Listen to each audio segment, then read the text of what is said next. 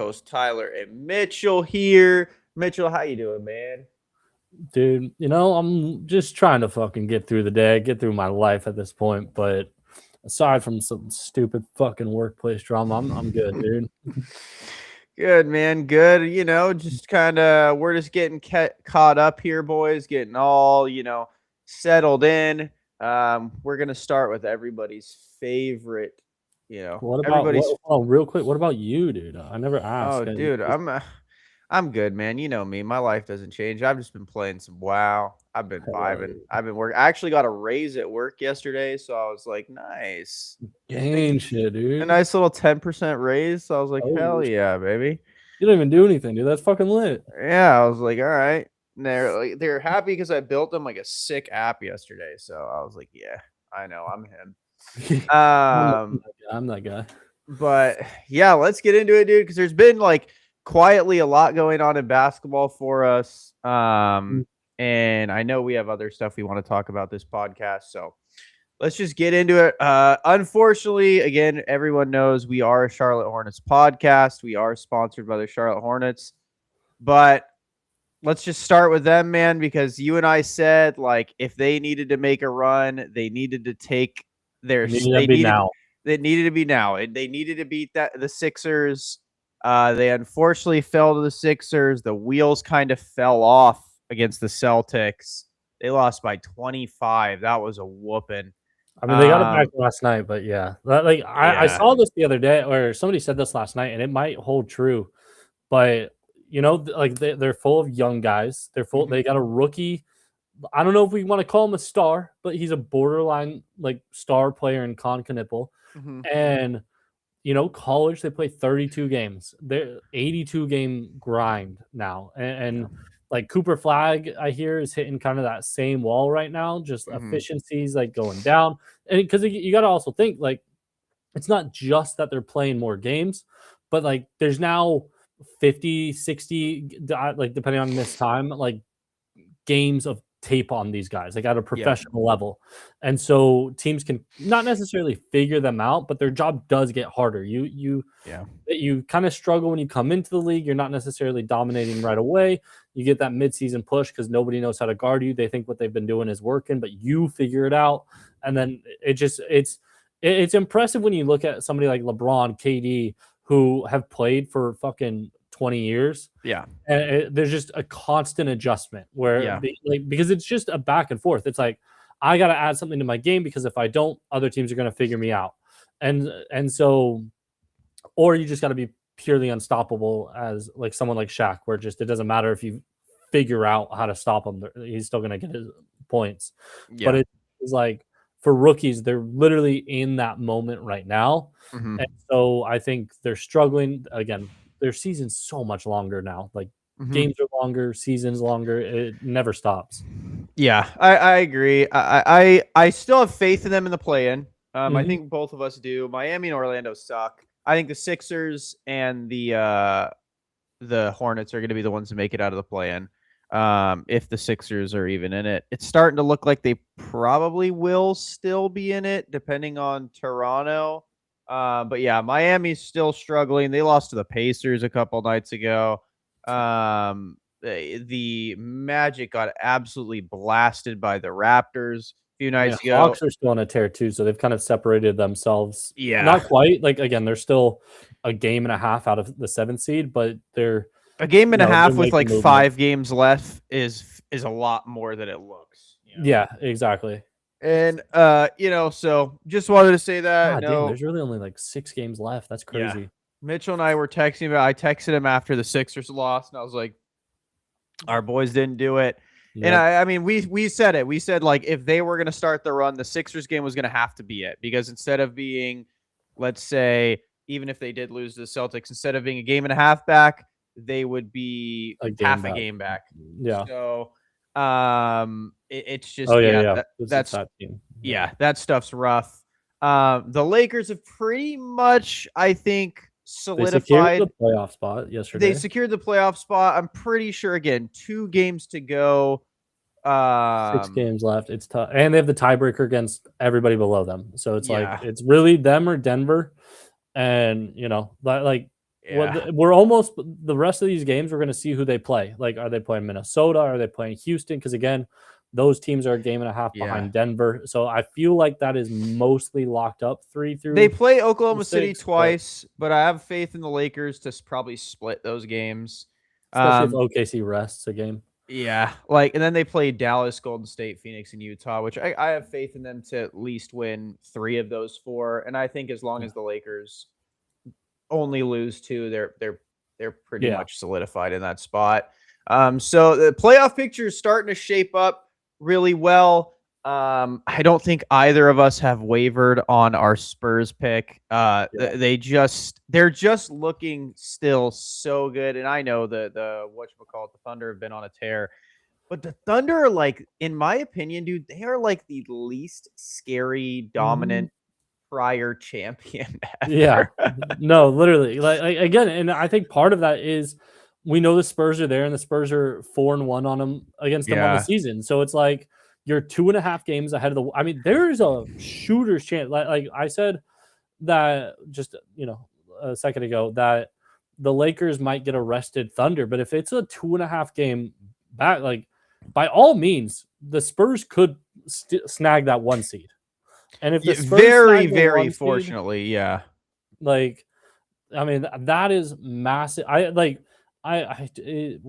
if he wins the MVP, he's winning the next fucking 7, and he's winning every Defensive Player of the Year award that he's eligible for. Yeah. But like, he's gonna win MVP if they somehow finish as the 1 seed because they've been quite a few games back.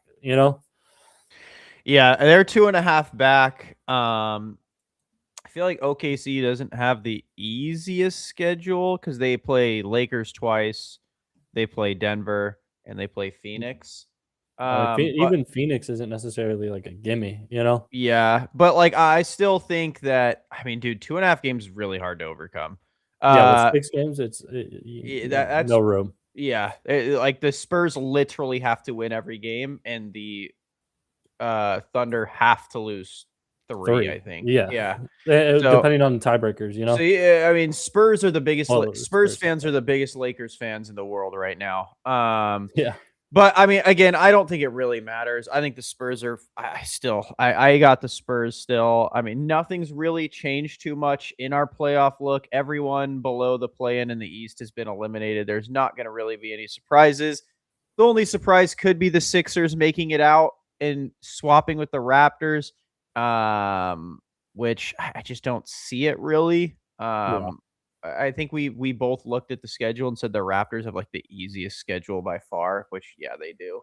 Yeah. Remaining games. So, and the East is just so up and down, bro. Anyone can beat anyone, it seems like. So another thing I kind of wanted to talk about, kind of to switch gears, like on the bottom end of the league, is there's been a huge conversation about Cam Boozer right now.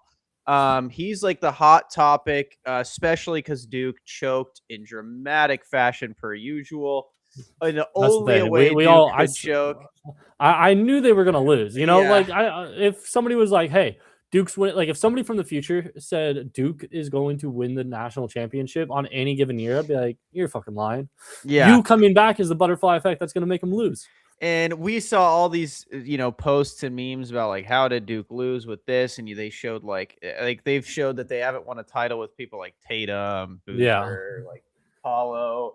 But the biggest talking point was Cam Boozer being basically an extremely overrated prospect. A lot of people feel that, which I agree. I texted Mitchell about this because I was like, oh, this does kind of look concerning.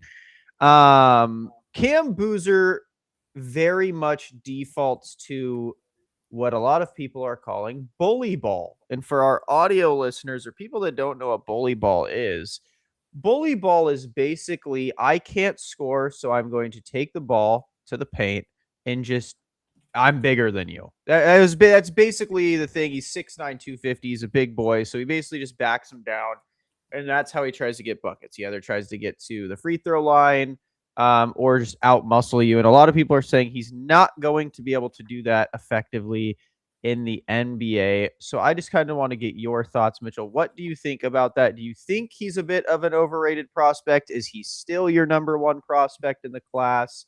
How are you feeling about him?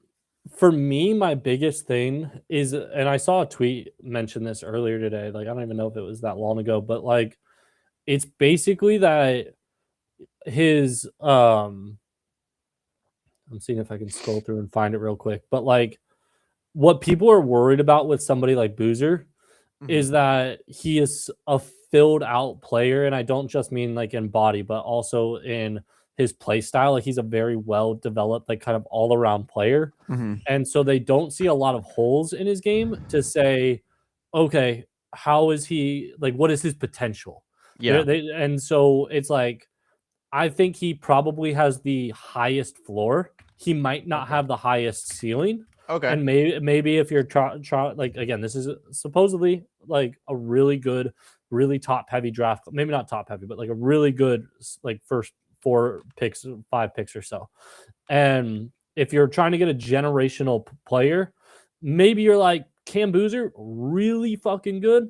Don't know if he's generational. I could kind of understand that. But this dude is 6'9", 250 of college, like at 19. Yeah. And so do I think he grows more? Not necessarily. But I would say his floor is like his dad, who is an all-star player.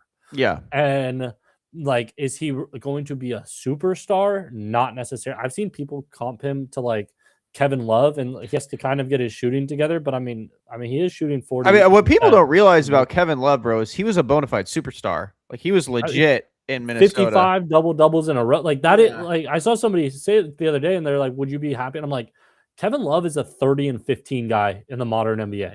Like, and he was a good passer. Like people, like, point to him, his like his outlet passes specifically to like LeBron and whoever else on the break, but like he was more known for it in the Cleveland days, throwing it out to LeBron. But I mean, he is a solid passer. Like, I think my thing with that comp is I think Boozer has to be a lot better of a 3-point shooter. Like, he'd have to really work on it. But I actually like 40% like this season. But yeah, I actually like your comp. Yeah, but my thing is like his 40% is like he's taking a handful a game. Like, Kevin Love was kind of like a volume 3-point guy. Like, he was all the time. Yeah, he was drilling him. I really do like your comp of him literally playing a lot like his dad, because it kind of is like his dad. Like, and Carlos Boozer, it's no disrespect. Like, I feel like any NBA team, if you could redraft Carlos Boozer in his draft, what he's gonna be, you'd be like that. He's a really good player. Like, he wasn't ever like, I mean, obviously near the tail. He was like a 20 and 10 guy for. He was a really good piece. Some years. Yeah, he was a really good piece of your puzzle, especially during those Jazz teams with Darren Williams and And I do agree, like, when watching him, like, he really does. And in today's NBA, in my opinion, the default to bully ball really hurts you. I think you need to be able to default to being a shooter. I think every player, like, if you want to survive in today's NBA, your default should always be, okay, I need to shoot. Like, if something's off, I need to be able to shoot. And because again, like, dude, could you imagine trying to play bully ball against Wemby as a 6'9", 250 center forward? You just get swarmed. And I do like the Kevin Love Kevin Love comp, because they are similar size. I think Kevin Love's 6'10", 250.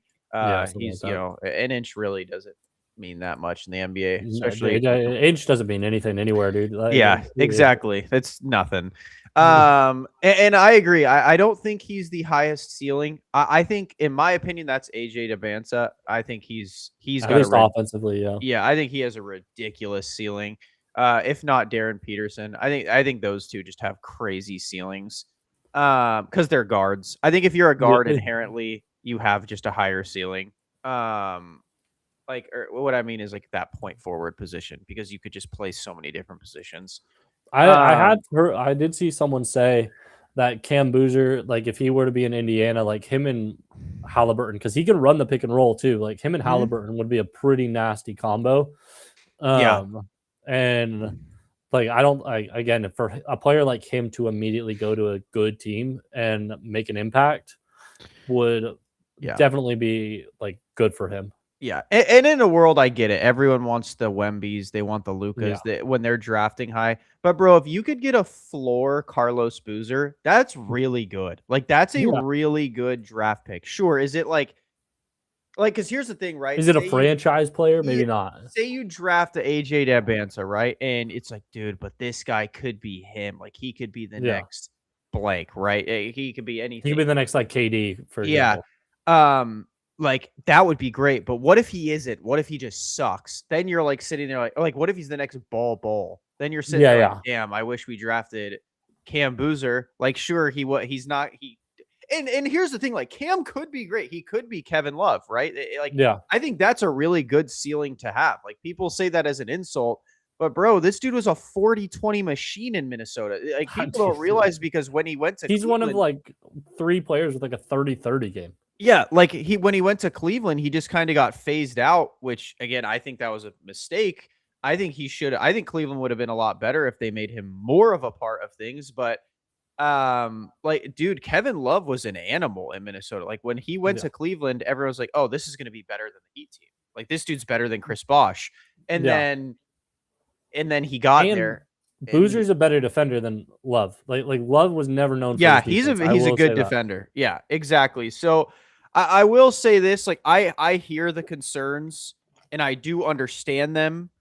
But I feel like a lot of the people like you and I, even when we were super high on Cam, and I still am super high on Yeah. Cam, you and I kind of realized his potential wasn't. I think we always kind of said this was he wasn't going to be that guy that was going to come in and be like a Zion level or flag level prospect.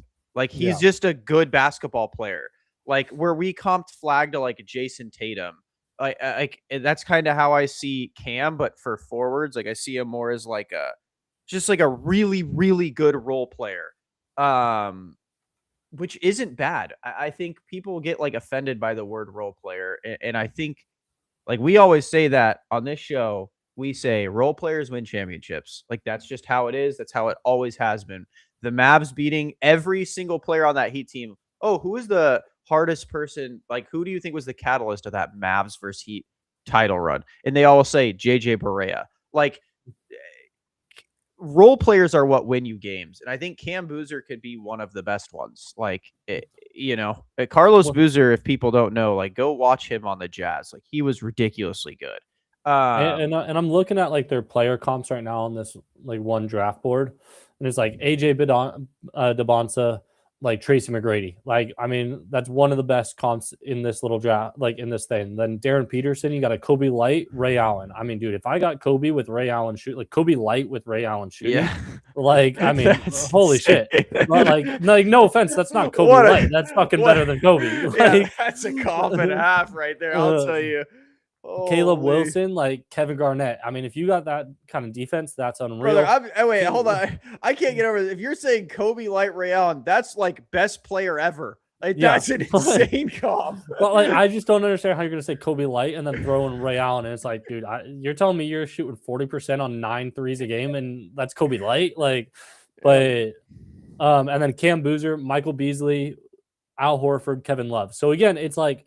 The ceiling Michael isn't Beasley's there on a those. bit disrespectful. Come on. I feel again. I think that's like absolute floor. Like that's who he's gonna come in and beat. But I mean, we're both fucking. We were. I So love high Beasley. On Michael Beasley. I dude. love Beasley, but I mean, saying it with hindsight is disrespectful. I think his floor is his dad. I really like the comp out of you. I think his floor is his dad, which is great. And then I think his ceiling's like Kevin Love. Al Horford's a 7-footer, so I feel like that's a bit of a weird comp. But I mean, Al Horford, another like guy that's been in the league for damn. Wait, no, years. Al Horford isn't. I thought he was a 7-footer. Al Horford's 6'8". Yeah, he's actually pretty small. Oh, that's a great comp, bro. And Al Horford's still doing it at 40. Exactly. Like, so if he could fill out a career like that, dude. But again, look what Al Horford learned to do in the tail end of his career, which is shoot. Yeah. Like I feel like, dude, in today's NBA, you have to. And this isn't disrespectful, Cam. Cam's shooting 40%. My issue with Cam's shooting of 40% in college, bro, is he's only shooting like 3-4 a game. Like against St. John's, he shot 1 a game. Like when they're playing their best, he's not shooting threes a lot. And again, I really, really do. I think that would be his Achilles heel in the NBA is like against Siena, right? They struggled. He shot 5 threes a game. Like you, in the NBA, in today's NBA, if you're an up and coming prospect, brother, you have to be able to shoot. That you cannot get away with being an NBA player and not be able to shoot unless you're like Wemby especially a size. star. Yeah, like you have to be Shaq. Like if you're not going to be able to shoot, bro, you can't be some. But even then, like Brooke Lopez, like he's a fucking sniper now. Yeah, I'm not saying he's like Shaq, but like just a huge guy that you could like who actually has historically feasted in the paint. Like, yeah, like you have to be able to shoot, in my opinion. But yeah, I still think Duke. I mean, depending on how this draft shakes out, I know everyone's gonna want like Dibansa first. Like, I get it. Like him, Darren Peterson. I know they're probably gonna be, especially after. Damn, Darren Peterson has a 6'10.5" wingspan too. That's actually pretty. Bro, nice. he's kind. The more I've been like looking into him, like bro, he's 6'6", 205. He's a big boy. Like. He is a big boy. Like, I don't like his 3-point percentage. I also don't like Dibansa. Dibansa shoots 33%.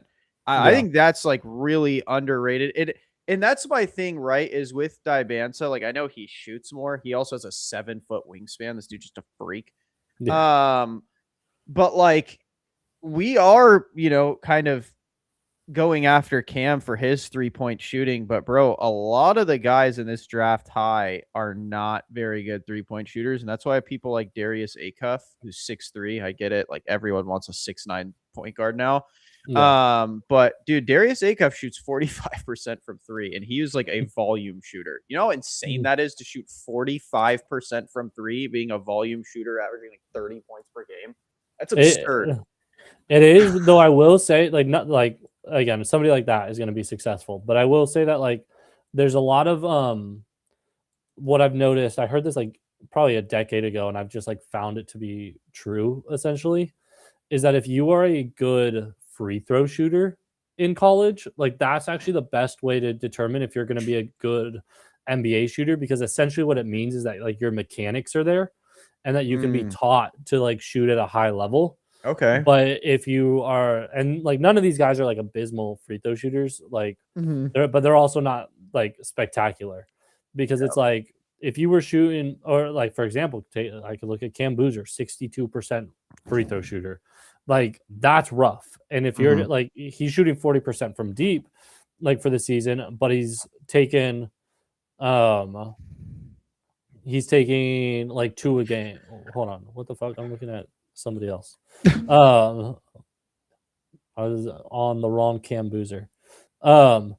He's shooting 79% from the free throw line, which again is like okay, but not great. But again, like 3.5 threes a game. He's making 1.5 a game, so that sometimes 2 of 5 kind of thing. Sometimes 1 of 2, 1 of 3. Yeah, but it's like if any of these guys were like 88% free throw shooters, I would just say like they're gonna end up being a near 40% 3-point shooter.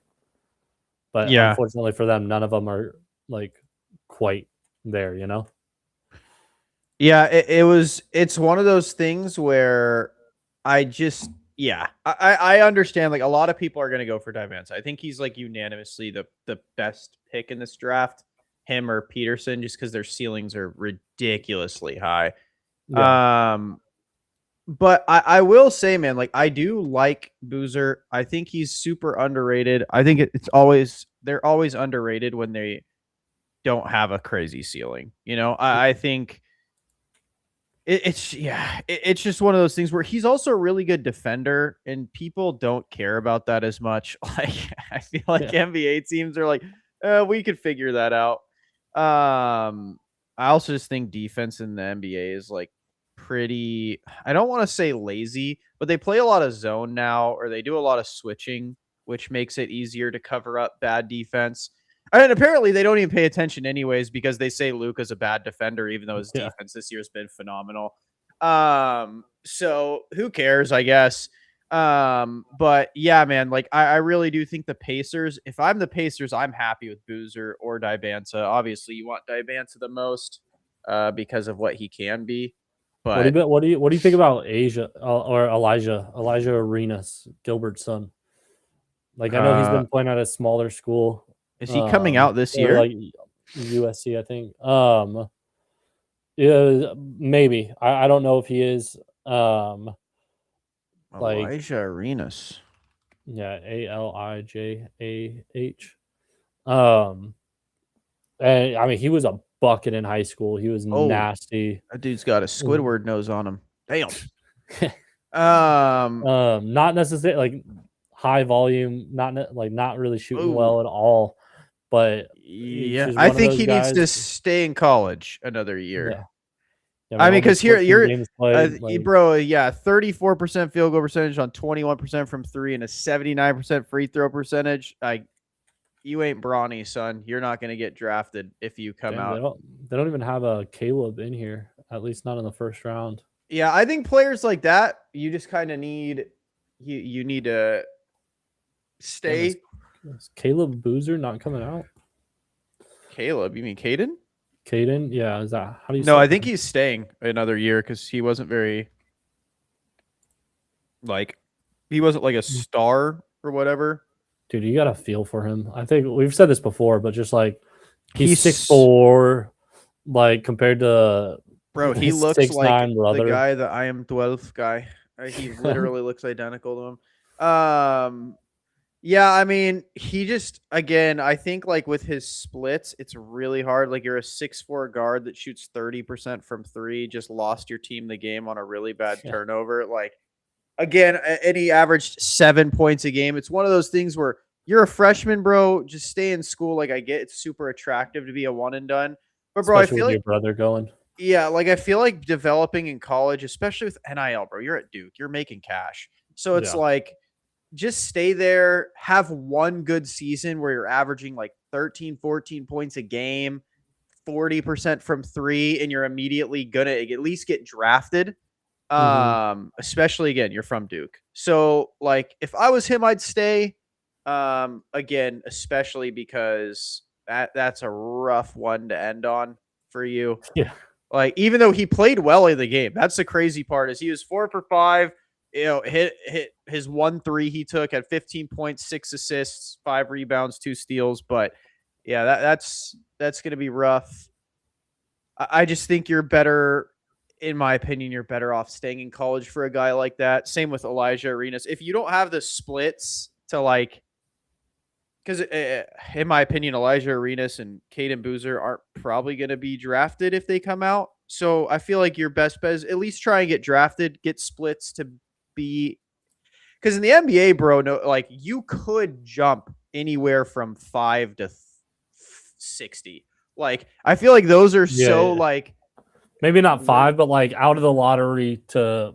Yeah, I mean, at this point, you could even go. I mean, granted, not in this year. I'm talking like next year. If they waited till next year in a less loaded. Oh yeah. I hear you.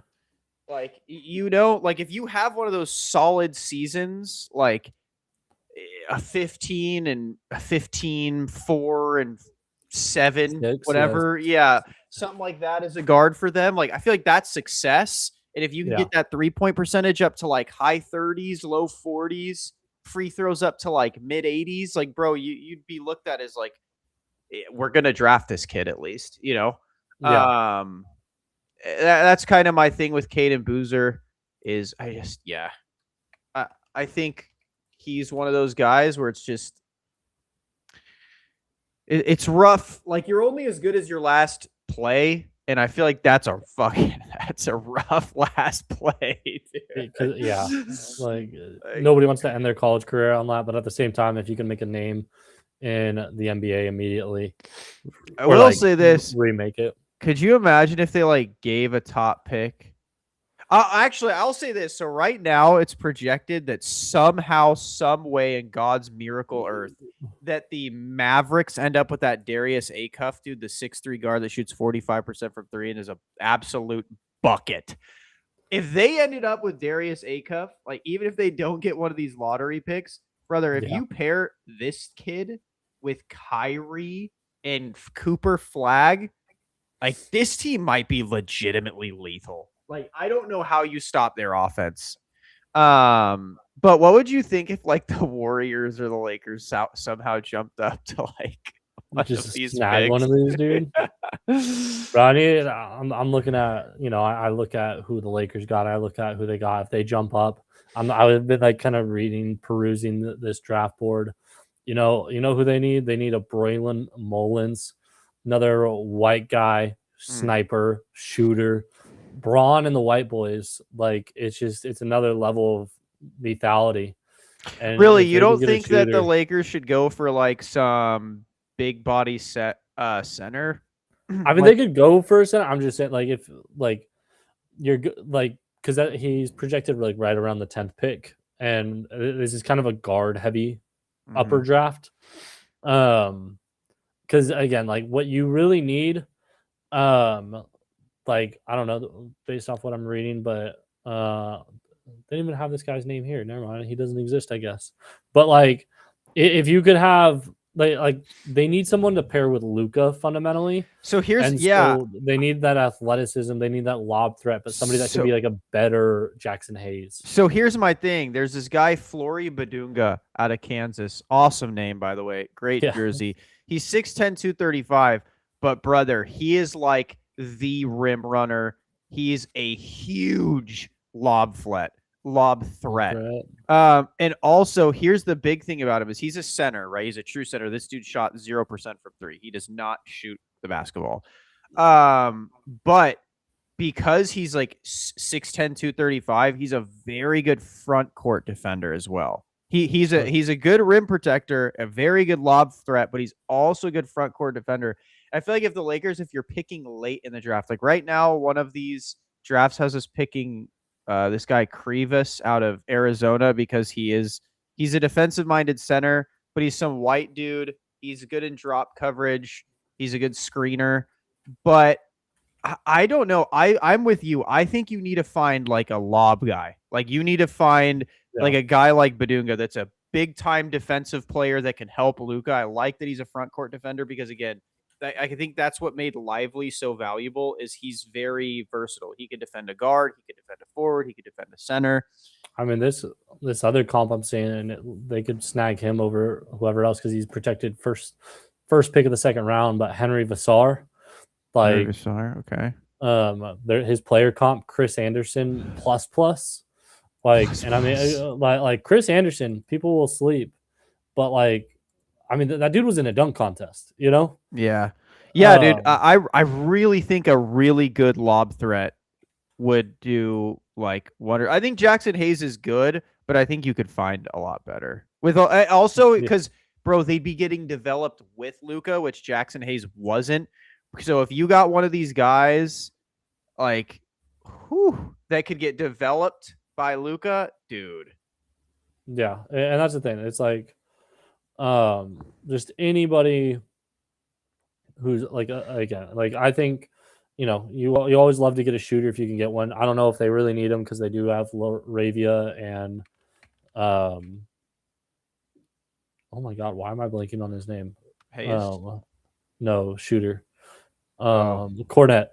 But like, if you could get, like, if you want to prioritize a big man, again, just an athletic big, maybe a power forward type, like somebody that could, like, again, be a little bit more of a elite defender on the perimeter kind of thing, and not just like, not more of a Jackson Hayes than of a DeAndre Ayton, you know? Yeah, I could see that. I really want, dude. I wish they had bro. They need a DeAndre Jordan, a prime DeAndre Jordan. That dude would look like he would look like prime Dwight Howard if he played with Luka.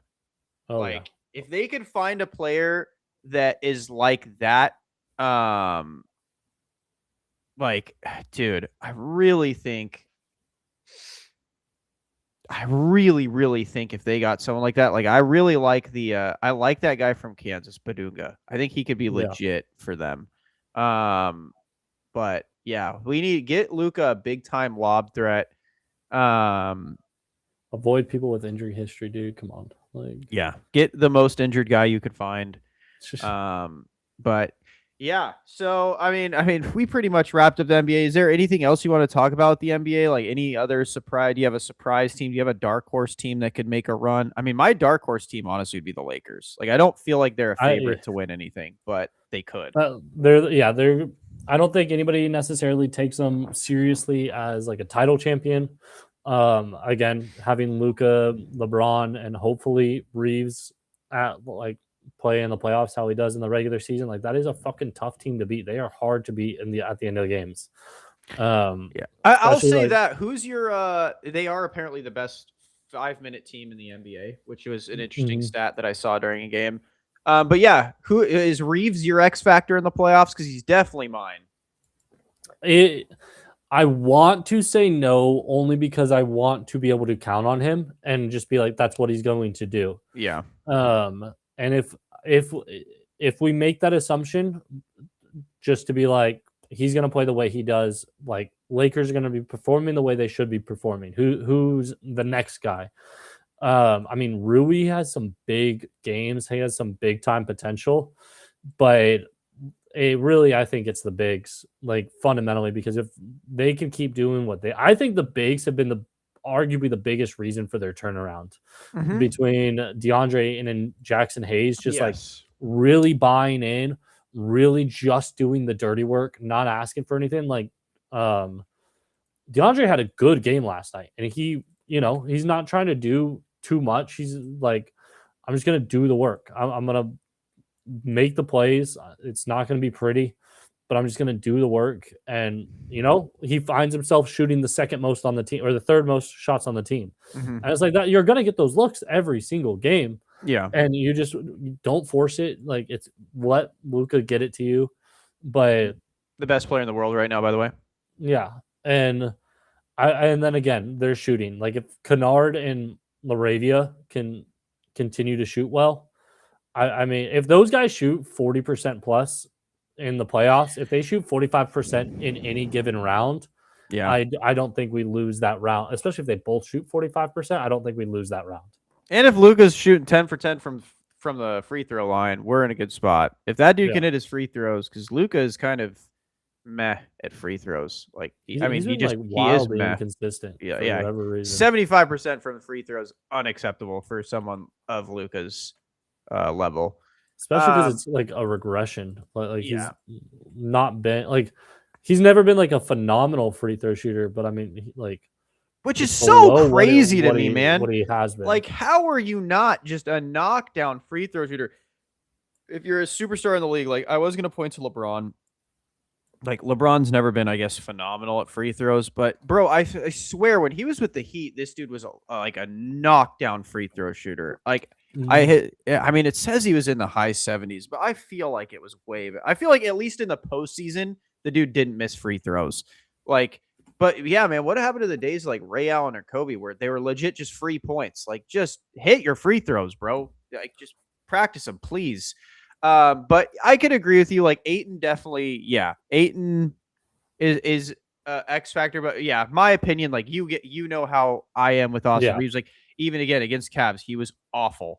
Like you can't be playing like this in the playoffs, and that's always been my biggest thing with the Reeves. Game before that. Like he played well in the fourth, but he was pretty shit up until the fourth. Yeah, like and that's my thing with Reeves. Like I don't know if it's a gas tank thing, or what.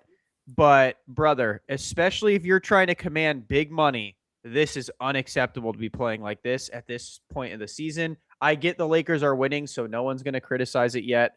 But I'm telling you, bro, if he goes in the playoffs and they get first or second round bounce and he's dropping stinkers, I am going to be this podcast is going to turn into the do not sign this mother for a max deal. I'm telling you, I would let him walk. I would sign and trade. I'd do anything but keep him on this team if this dude cannot pull together a good, because this would be, I think, 3 years in a row that this dude cannot pull it together in the playoffs. And that's unacceptable, especially because, again, when you have Luka on your team, bro, you are a championship, it's a championship aspirations, period. So if when it matters, you can't help him, you got to go. And so my X factor, I definitely agree with you. Like we should be able to count on Reeves at this point. He has kind of solidified himself JJ Redick's even said it, like, this is Luka and Reeves's team. Yeah. But it's time to, nut up or shut up. We gotta see it and be like, okay, it actually is now. Yeah, like, he's my X factor purely because of that, because he is just a horrible playoff performer. Like, I'm actually curious real quick.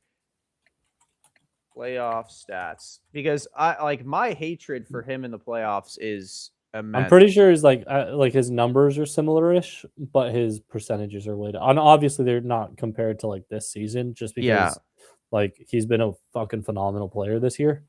So like everything looks down, but yeah. Honestly, his numbers are not horrible in the playoffs for as much as I rip into him. He's 45% from the field, 38% from three. It's not horrible. Empty But game player, dude. yeah, I mean, in my opinion, it's all for obviously I pay more attention during the elimination games and when Yeah, you're exactly. and yeah, so go Austin Reeves. Your favorite still the Spurs. You're still with me on the Spurs winning the championship this year, most likely. Like they'd be your favorite. That's where I'm at. Have you wavered on your Eastern Conference team? You said the Knicks. You think the Knicks are going to be the Eastern Conference team. Have you wavered at all, or are you thinking still Knicks? I mean, they've lost their last three. I mean, part of me just, again, without really paying attention that much, but just has a vibe feeling, like has some belief in Cleveland. But I mean, like Detroit, I don't know, man. Like it's almost like, not to sound like an asshole and like I don't care or I'm throwing away whatever I'm saying, but like at the same time, I'm like, who gives a fuck? It doesn't matter. It's gonna be somebody out of the West. Like, could you imagine if the East just whoever out of the West? Yeah, just they get it, and it's like just a matchup nightmare for whatever reason. Yeah, I do agree with you. I really can, bro. I'd roll a dice. Like I keep saying the Pistons just because one, I hate the Celtics. I'll never pick them. Yeah. And two, I just kind of want to see the Pistons prove like us wrong in a sense. Yeah. Because they do, like, during the season they look like the best team there. They definitely look the best. But yeah, it's just like they have these games like where I just don't. It's hard for me to believe in them. Like I know they beat the Lakers. They barely lost to the Thunder. Yeah. They got slapped by the Spurs. Yeah, I was gonna say that. Actually, the Spurs seem like a matchup nightmare. Oh yeah, San Antonio's beat the brakes off them both times they played them this season. So, I mean, if you play the Thunder, you have a chance, because it seems like the Spurs, bro, the Spurs dominate everyone at the top end. It's so wild. They have such a good matchup number with everyone at the top end of the like standings. Dude, they just come out to play. They just come out with some extra. Like truly, dude. They're like it's like the Raptors. They're like, yeah, we'll lose this game. Like, wow, the Knicks kind of obliterate. Okay, so the Knicks are a bad matchup for the Spurs. Interesting. Okay. I mean, they got a good amount of size. They got hustle. They got heart. Literally, they got zestiness. They got zestiness, which Wemby does not like.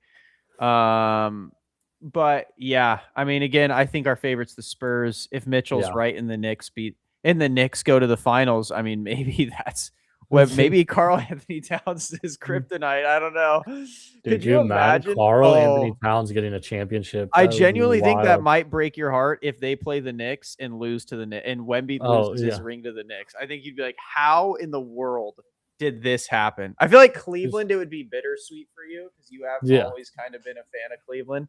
Yeah. But like I would be happy. I know you don't like Harden, but I would be happy to see Harden get a title.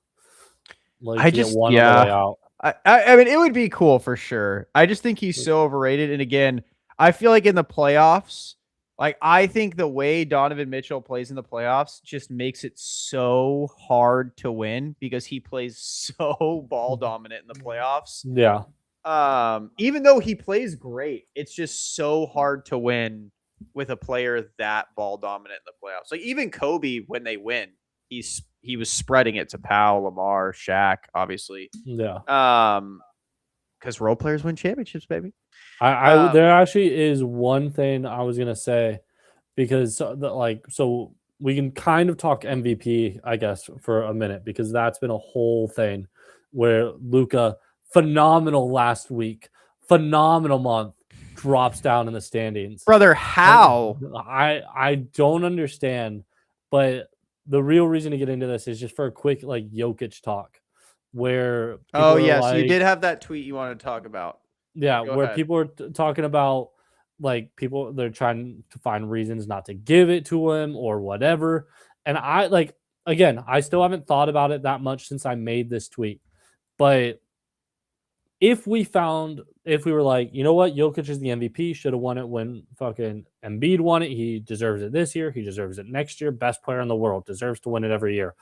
If you like right now in the moment, as prisoners of the moment, we could say this is the greatest player in the world. He deserves to be great, like acknowledged for it. Sure, whatever. I don't really agree with that.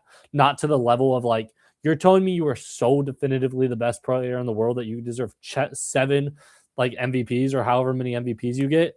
I don't agree that he's just that much better than everybody else.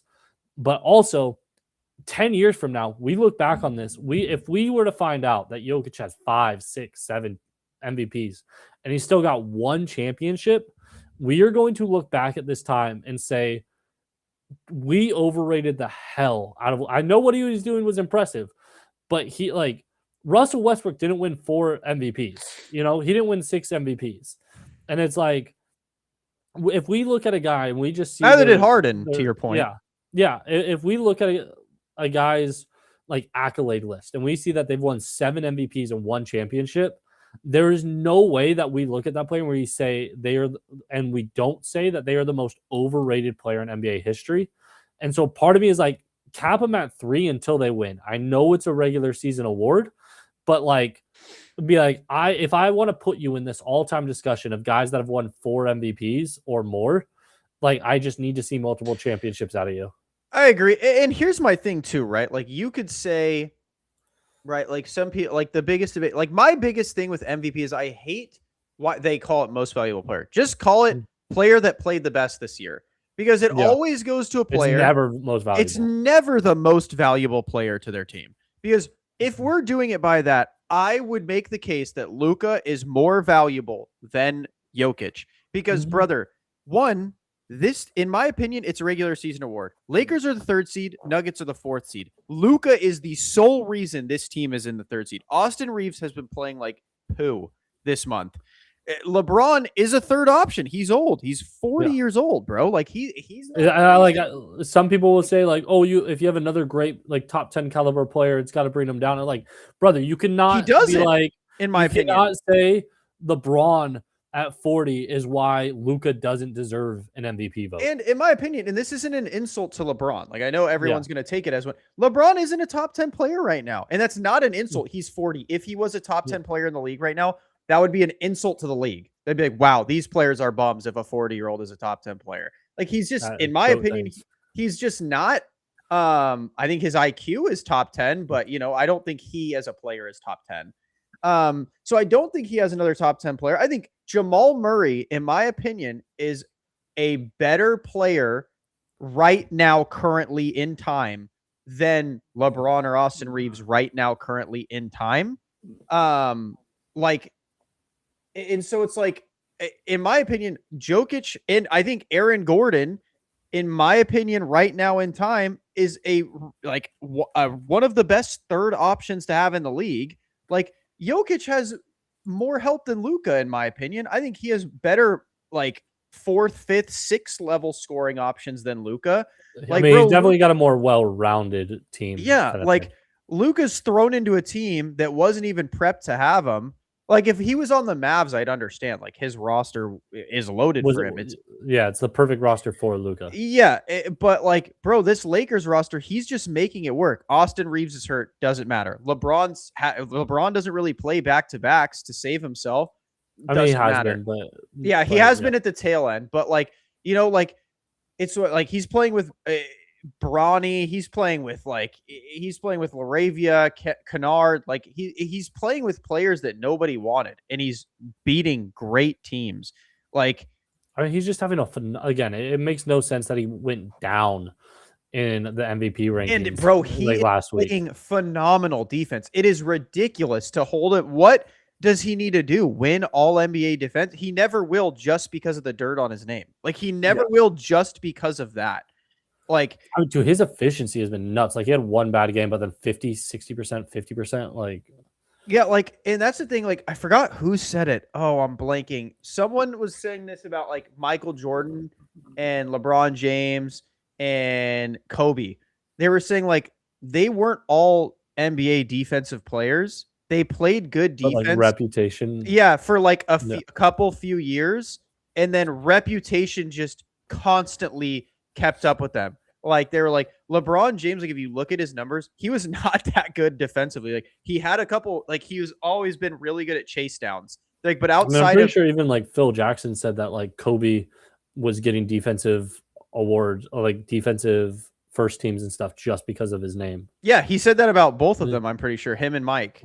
And it's like they were saying like same thing with LeBron. They're like LeBron was getting first team All NBA defense like because he'd make a couple chase down blocks that would hit Sports Center top 10 and then like not play defense the rest of the year. They're like, and like I think that's what's gonna happen to Luka is no matter how good of a defender he becomes, his reputation is just you're a bad defender. The dude could become prime Tony Allen and it wouldn't matter. Like, I mean, I've been saying it for years because like people were cooking him 2 years ago when he was like making that playoff run, and they were like, he's getting cooked because he like they fucking had that drive-by stat that they like made up out of nowhere. Oh, yeah, and it's like he gives up drive, like those are purposely given up because it goes, because it goes right to either Daniel Gafford or Derek Lively, but it's like he's always been at least the last like 3 to 5 years like a phenomenal post defender, kind of like Harden. Like Harden is one of the best post defenders in the league because he literally is just a big body with quick fucking hands. Like, like, and so he like people challenge him, but again, like Harden's like a 6'6" guy with like fast hands and a solid build, and so like people back him Joe down. Johnson type deal. Yeah, and they're like they try to back him down, and they realize, oh shit, I can't back him down as easily as I thought. And like Luka's been that same thing when he's kind of down low in the post, but then also like the drive-bys are like again manufactured, just as you said. Like it's a drop off to the next guy, but he like will stay with these guys. He will do these things, and it's like he is a good defender, but people see him get blown by once or twice, and they're like, oh, he's ass, and it's stayed with him forever. And that's the thing is, it's not like people again. They have to realize, bro, the NBA is not ISO ball anymore. It is not early 2000s. It's not the early 2000s. It's not the 90s. It's not the 80s where you're getting these ISO. It's not the All-Star game where you're getting these ISO things. Like literally, if you look at these like mock drafts, you'll see centers get talked about. This guy is very good at drop-off coverage. He's very good at drop-off defense. And then you have to look up what drop-off defense. I'm assuming a lot of you don't know what that means. It means when a guard drops off a defender, aka gets driven by and drops off a defender for you. How do you play it? And that's what it is. It's not, oh my God, Luka's just not playing. The reason he stops is because how a basketball court works is one guy will drive, another guy will take that spot. So if this guy starts following, they can kick it up to this top guy wide open at the 3-point, and he has a free shot. So Luka goes, oh, you're driving by. Okay, drop off. Now this guy's no longer an option. His 7-footer standing right there, and it's perfect. It's because it's all basketball is. Like if you were to like simplify it as much as possible, is that it's drive and kick basketball. You either shoot layups or you shoot threes. And so when you like, because I'll like play the same way for years. Like if somebody's gonna beat me, but there's somebody there, I let them beat me, knowing that I got a help defender, and I just go out to the guy that's like swinging, like you just explained, like the guy that's gonna pop right behind him. Yep. But like, and because it's just rotating, it's team defense, and people want to like praise like this individual defense, or like they want to knock individual defense when like that is the team defense. But it's the same thing on the other end. Like again, the standards change for Luka versus like Jokic, where they're like they care about defense until it comes to Jokic, or people say Shea is a great defender because he gets a couple of steals. Dude, Luka's been getting steals too. Luka has more steals than Shea, by the way. He averages more steals. Yeah. And it's like, first off, steals don't mean you're a great defender, because like we have seen so many players just like play passing lanes and it results in points because like you go for the steal, you miss it, and then they either have a wide open shot or they drive by. Like, but it's like these guys are not just phenomenal plus defenders, and yet they get this reputation as a defender, whereas Luka gets the exact opposite. And I'm just like, again, the standards are constantly changing, and it's never in Luka's favor. Yeah. Like, if he will meet whatever standard you set, but then they're like, actually, that's not the standard anymore. Now it's this. Yeah.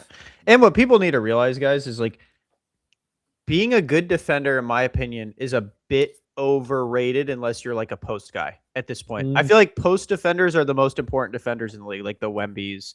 The Brook Lopez has been really good defender. Like the post defenders, in my opinion, are more important than the guards, because again, most of the time guards, your job is play up on them, drop them off, because I don't think people realize how much just passive movement goes on. Like zone cover, like zone defense, it's mainly zone. Like you'll see, but it's like a loose zone. Yeah, it's man, but it's a switch man defense. Steph Curry basically made people have to revolutionize defense. You can't just be like, I got him now. It's not like when you're in AYSO basketball. It's like, I got him the whole time. I'm going to run through these screens. Brother, they will double, triple, quadruple screen you to get you off of their player and get him for an open look. And it's like, nowadays defense is all about, can you switch? Can you drop efficiently? Can you guard the open guy? Like, can you make, like you said, can you defend passing lanes? Passing lanes is the most important thing for guards nowadays. The big defense is all on your post guys. Like, it really is. Like, if you have a good post guy, like that's why JaVale McGee was feasting when he was at the Lakers. Like, if you can play good post defense, like then your team looks like they have a great defense. Like that's the thing is too. Like, I saw a stat the other day that somebody was like trying to shit on Wemby because essentially his like the per shot rate, but like the points per weighted, like points per shot against Wemby isolation defense is like 1.18, which is like absurdly high to like, because you would be like, Wemby's the best defender in the world, whereas like again, Gobert is like a 0.78, like something like, so 0.78 points per shot taken against him, whereas Wemby is like 1.9, I believe, or like 1.19, something like that. And the reason, honest to God, that happens, first off, the sample size is super small. It's like 48 points against Wemby. Yeah. Is that in that stat, and you watch Wemby highlights, because you see this every single time, like every night, the amount of people that don't take shots against Wemby is absurd. And so it's like, you're going to tell me that the points per shot matters when they don't take shots 6 times a game, because they like, I don't give a fuck if they shoot it twice a game and they happen to make it, when he's turned away 6 other shots without having to do a fucking thing. Yeah, like that's the thing is like the stat is super skewed, because the only reason you take a shot on Wemby is if you have like a clean look, or you got him to leave his feet, or you have him all tangled up with multiple people around him. Because again, he's turned away so many shots, so people aren't. You're not going to take a contested shot against Wemby unless it's like some psychopath like Luka or Kobe, where you that's literally what I said. I saw the post and I was like, Wemby is such a good defender that he makes the offense more efficient. Yeah, because they only take shots they know are going in. Yeah, you can't afford to take like a contested, bro. If you take a contested shot about Wemby, you're gonna go on SportsCenter. Like, you're going to be on SportsCenter, you're going to get snatch blocked, and it's going to be embarrassing. So they just don't do it. It was like this. It was similar with I think it was DeAndre Jordan, like back in Lob City. Like, people would just like go down there and they'd be like try to do the Steve Nash for like under the basket. And it's like, there's nothing I can do here. Like, he's going to like mixtape me. The same with like Dwight Howard. Is like, this shit's going in the second fucking row. Yeah, dude. It's like really good defenders. Yeah, I have a feeling you could probably look at a bunch of great defenders and their points per shot is probably high, because they're not taking shots they don't think they can make, because if you do, you're gonna be on a mixtape. Like, you just are.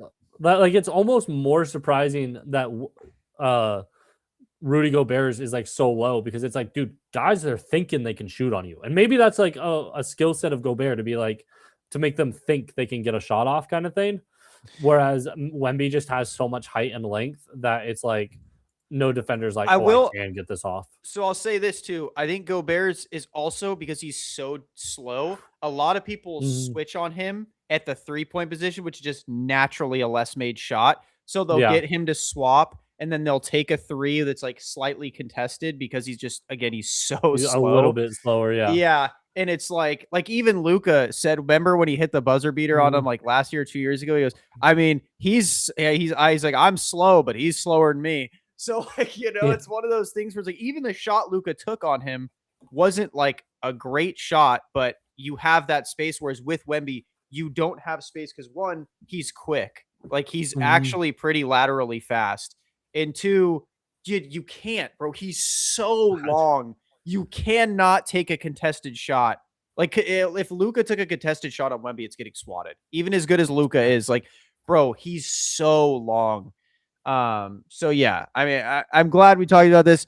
We haven't had a little fun debate in a while, a little talk. So I saw this tweet from Daltu. She just posted it because I was looking for something fun for us to talk about. And this actually is a fun one. He said, I wish there was an elevated cereal experience. Like, you could go to a breakfast spot and get a god tier bowl you wouldn't have at home. I think that would be fun for us to kind of talk about. Are you a big cereal guy? Because I still am. I not really, and I will admit, like, this might sound crazy to people. I'm a dry cereal guy, so like, you put milk in that shit, I fucking hate it. I hate soggy cereal. Okay. Not a big milk and cereal guy. Like, I wouldn't even mind having milk and cereal, but milk in cereal, I don't fuck with it. That said, like, what do you like? Explain to me, like, what is an elevated cereal? That's what I'm saying. Like, I've always thought about this, because I remember talking to Caprice before, where I'm like, dang, I wish there was like a cereal bar, right? Where someone just, but that's the thing, is like, how, like, the best cereals are just garbage, right? Like, it's just like they're so unhealthy. Yeah. It's crisp, insane. So I was thinking about this tweet. I'm like, how would you make an ideal god tier bowl of cereal? Like, in my opinion, you'd have to go to a place that mixes them, like the Lucky Charms marshmallows, like Captain Crunch. Well, dude, like a Cold Stone or a Chipotle, but for cereal. Like, you'd be like, all right, I'm gonna get some Lucky Charms marshmallows, throw some Captain Crunch berries in that, and then hit it with some Apple Jacks. Like, you would go into diabetic shock, but it would be god tier. Dude, some Fruit Loops with some marshmallows, like some of the Lucky Charms marshmallow, that would go crazy. I'm not gonna lie. Like, that's what I'm saying. Like, you can choose the ratio, like 2-to-1 marshmallow, because dude, you don't get enough marshmallows like ever. Yeah, like, bro, that's what I'm saying, is like a god tier cereal experience. You would have to do something like that. You'd have to mix them, like Cookie Crisp with some Cocoa Puffs in it. Like, I was the Chips Ahoy. I mean, first off, that's fucking crazy. Just straight up cookies for breakfast is an absolutely insane thing. But like cookie, I can imagine like a Chips Ahoy again. Like the marshmallows are they're so good. Like they add the softer texture.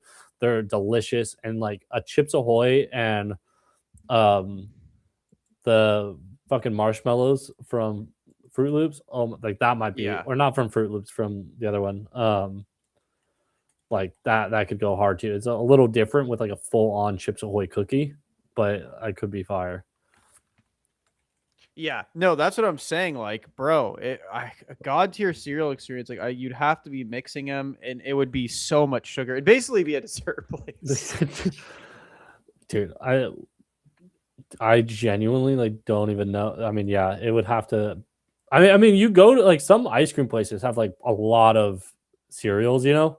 Yeah. Like I've definitely seen like Fruit Loops and stuff like that there. I mean, dude, I'm not gonna lie, like the kind of basic, but dude, a good Honey Nut Cheerio.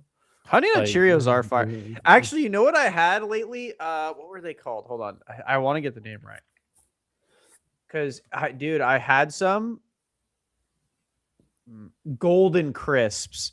brother. Really? Those I've heard good things, but I don't slapped. know the last time I've had them. That's what I love about cereals. They're all so good and sugary in their own way. Like, dude, I love like Jackson every morning comes into our bed, watches a couple episodes of his Spider-Man show, and like eats some honeycomb. And Chris like, "Is this bad? It's so much sugar." I'm like, "Yeah, but It's horrible, but yeah. I mean, I because we like don't give him a lot. I give him like a handful. Like I just take yeah. my hand and throw a handful, and like it's not like he gets a lot. But bro, cereal's so good. Like okay, so I thought honeycombs. This is how like gnarly cereal is. So I was like looking up. I was like, okay, honeycombs are probably like a healthier cereal, right? It's probably like not that much sugar. Brother, honeycombs have the same amount of sugar as like Captain Crunch. Like it's the Yeah. same thing. They're so bad for you. And so I was saying, like, Chris, like, well, what's like non-super sugary cereal, brother? There ain't nothing. Jackson ain't eating it. It's like regular Cheerios and Yeah. like Like nasty Special K. And so I'm like sitting there even thinking, like, though some of those not because like I kind of fuck with like the dude Frosted Raisin Bran, not gonna lie, pretty good. oh yeah, Oh, bro, like no, because like I remember as a kid, like I used to get Special K, but it wasn't sweet. mhm. So I would put a spoonful of sugar in it and then mix it Oh up. shit, you're And doing it then that yourself? yeah, and then Oh, that would like make it good. And now that I'm thinking about it, I was like, brother, I had so much sugar as a kid. I mean, I still do. Like we have a yeah. pantry with candy and cereal and I mean, that's you have a kid, so you know that's what. but I mean, like I still have I have a couple Rice Krispies and a little ice cream bar like every day. yeah, like bro, I'm just saying like I saw that and I've always thought about that like bro, a cereal bar would slap, but I feel like in my opinion it would be like in my opinion, the thing with the cereal bars, I feel like people would think it's cool for like a second, and then Yeah, they'd get over it. Like it's not like a yeah. good business model. No, I don't think so. Like, because again, it's like, dude, it's just first off, it's so fucking unhealthy, and like, it's not someplace you could go regularly.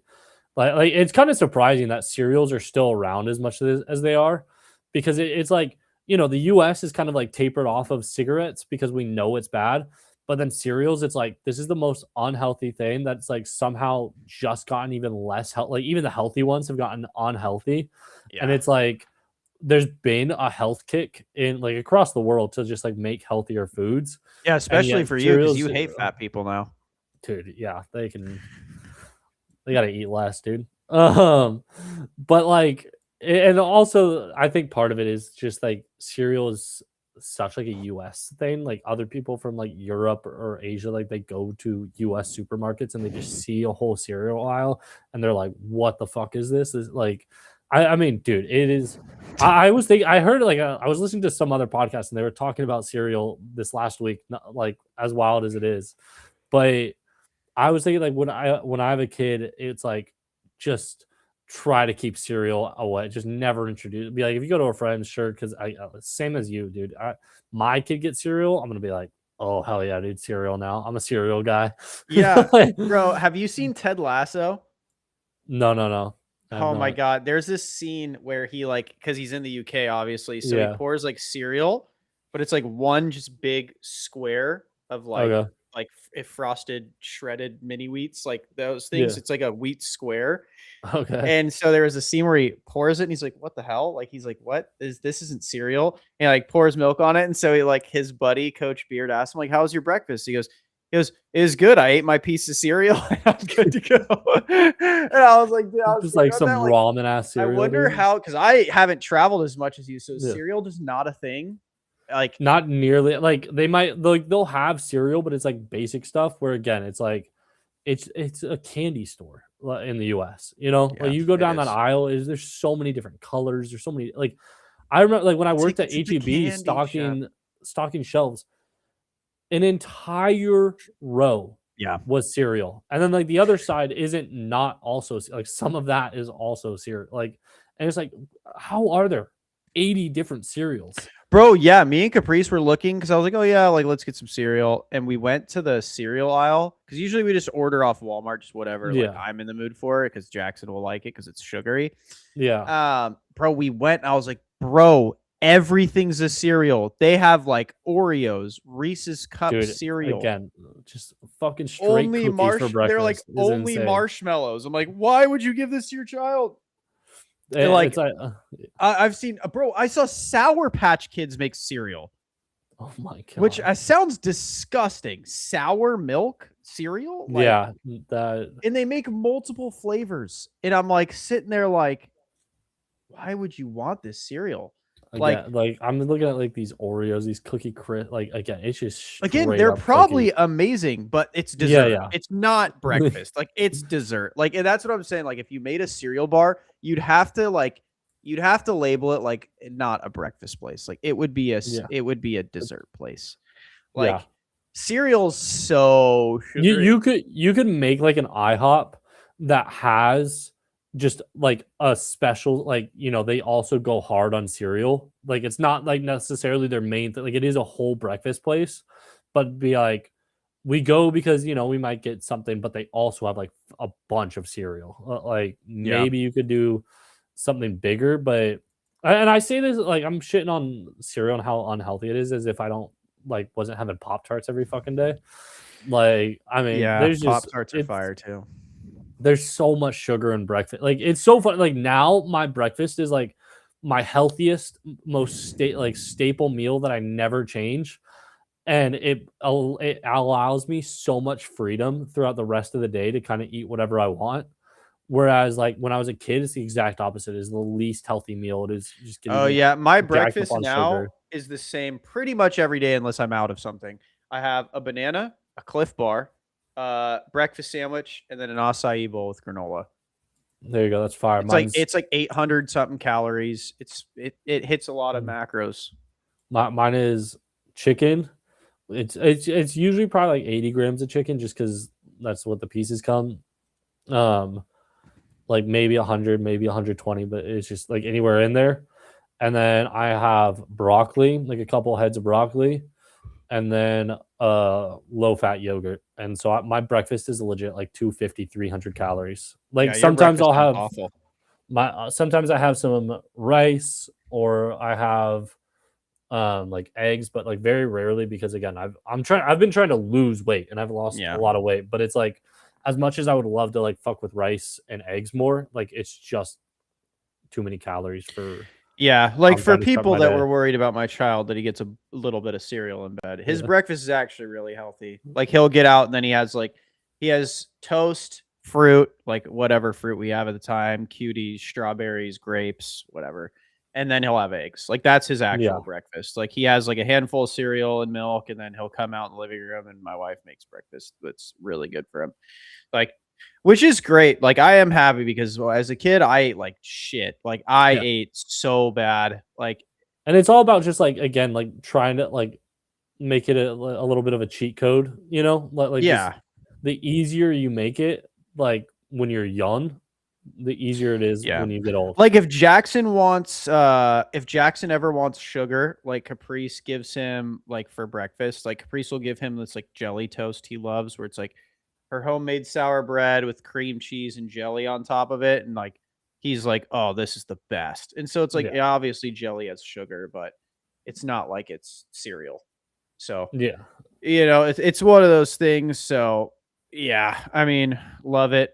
Just wanted to bring that up because I thought it would be fun. Um, but yeah, I mean, that's all I got for us this week. Do we want to Um, do just real quick? I mean, well, we could talk about it more next week, but it'll be over by then. But a little March Madness talk. Like we oh got, yeah, I'm not paying attention that much, but like I mean, you know, we could talk about the Final Four. yeah. Final four right now is UConn versus Illinois, which is crazy that Illinois Yeah. is somehow in there, but apparently Mark Cuban's been giving them a shitload of money. And then Arizona versus Michigan. Um, yeah. Who do you got? Who are I'm you liking? okay. So, dude, just to be able to brag, like I'm an ASU guy. I went to ASU. Don't Mhm. want Arizona to win because of that, but I'm also a LeBron fan, and I'm a James family fan. And I like, by the way, South Bay Lakers in the playoffs, undefeated when Bronny plays. I need a Lakers championship. Braun and Bronny get the win. Mhm. South Bay Lakers championship. Bronny gets the win. And then an Arizona national title, national championship. Bryce gets the win. All James family, they win in they win in college, they win in the G League, and they win in the NBA. Greatest single season family accomplishment throughout any sport in sports history. If they were to win, I mean, Bronny 2-time champion, but like just right away, dude. I would never. You'd get wet. Yeah, I will say I do think Michigan is going to win. Purely based off the fact that they have literally beaten the absolute shit out of every single team they have played. They beat Howard first round by 21, St. Louis second round by 23. I mean, Alabama, their first round is damn near their closest game, and it was a 16 seed. Alabama in the Sweet 16 by 13, and then they just beat Tennessee by 33 fucking points in the Elite Eight. They were just on a fucking tear. And Tennessee beat Iowa State, who is no slouch, by 14. Like, they made them look like a AYSO team. They beat the piss out of that team. Like, I mean, they've only lost 3 games all year. They're on an absolute tear. Yeah, they are literally, actually, physically choke slamming teams. Like, in Arizona's on a tear too. Like, they beat the piss out of. They've pretty much beaten the piss out of everyone they've played as well. Like, for them to absolutely slam Darius A-Cup Jr. when he's still dropping 30 and it still wasn't competitive, like, that's impressive. So this game is like, I think whoever wins this game is winning it because they are just absolutely choke slamming everybody they play. Like, obviously UConn had to play Duke, which Duke's good, but I mean, Arizona and Michigan are absolutely body bagging everybody they play. Yeah, I mean, I don't even like it's kind of nuts, but yeah, I don't even understand what's going on. Who is so good? Like, again, I'm looking at the Michigan roster right now, and it's like, not to say that there's not like good people, and also college basketball stats are like very poor to look at. This Yaxel Lendenborg guy seems like he's the one that's kind of leading the charge here. Yeah, it's tough to see because in college, like, it's so much more. One, it's lower scoring. Two, it's like more team ball, and so you're like, this guy that's averaging 15 and 7 is like the best player in the nation. Not that anybody's saying that, but like, like, he's leading the best team in the nation. But I don't know. I mean, dude, he was 7 of 10 last game. Or sorry, never mind. I thought that was threes. I hate how they do 2-point attempts. Isn't it crazy that the like unanimous best picks in this draft, none of them are in the top or in the Final Four? I mean, I think it's hard to win, and it's also because they're expected to do a little bit more. But yeah, it is. It's also crazy. It's also nuts that Dibansa. I think they lost. Yeah, they lost first round to Texas. It wasn't his fault. I will say this: I'm not blaming him. That dude dropped 35 points. He went 1 for 7 from 3, which sucks. But I mean, brother, get this man some help. You know who I don't want to win, though? I will say, I don't want fucking UConn and Dan Hurley to win. Oh, you don't like Dan Hurley? Why? Because he didn't choose the Lakers? Yeah, but I'm happy about it because, I'd rather have. Brother, did you see him like headbutt the ref? Yeah, they should have fucking lost that game. What is that? How is that not a tech? Like, shout out the ref for not fucking teeing him up. But dude, if I was a ref, I'd be like, nah. I would have teed him up. No. You headbutt me? I mean, you could do that to the other coach. I don't give a fuck. But you do that to me. You're trying to show off at me right now. But you think I was rigging this game? Nah, I'm about to, though. No, straight up. I'd be like, oh, really? Tech? Because ain't no one going to say anything about it. Yeah. I don't care any of you say, oh, you ruined the game. I'd be like, he headbutted me. What do you mean? Like, and that's the thing. People were like surprised that he didn't get teed up. And it's like, exactly.